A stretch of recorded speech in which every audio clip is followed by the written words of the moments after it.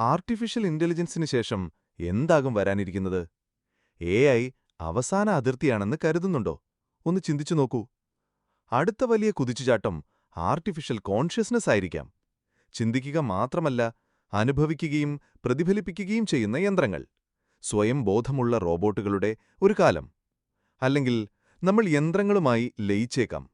Brain computer ഇന്റർഫേസുകൾ ഇത്തരം ഉപകരണങ്ങളെ നിയന്ത്രിക്കാൻ നമ്മെ അനുവദിച്ചേക്കാം. അല്ലെങ്കിൽ നമ്മുടെ ഓർമ്മകൾ അപ്ലോഡ് ചെയ്യാൻ കഴിയുന്ന രീതികൾ വന്നേക്കാം. പിന്നെ ക്വാണ്ടം കമ്പ്യൂട്ടിംഗ് ഉണ്ട്.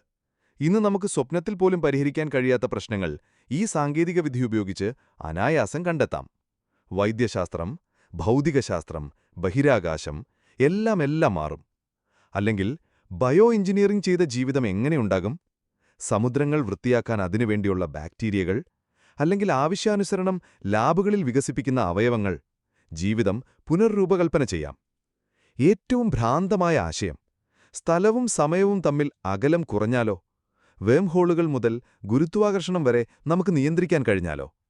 അപ്പോൾ AI ഒരു തുടക്കം മാത്രമാണെങ്കിൽ അടുത്തതായി ഭാവി എന്തായിരിക്കും? ഇനിയും ഇതുപോലുള്ള ശാസ്ത്ര വീഡിയോകൾക്കായി സബ്സ്ക്രൈബ് ചെയ്യാൻ മറക്കണ്ട.